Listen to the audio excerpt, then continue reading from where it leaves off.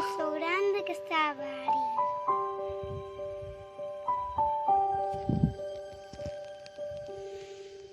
Ahí va el búho hechicero a sanarlo y su gran ayudante, la ardilla. Aunque sean diferentes, se ayudan unos a otros para vivir en armonía.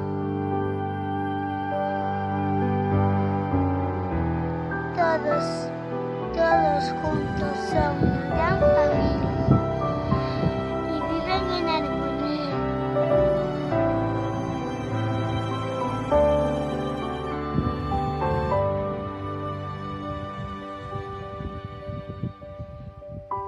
¿Dónde está Tortu?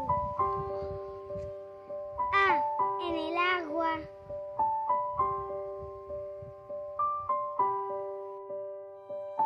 Con mis invitados de Elba Carrera.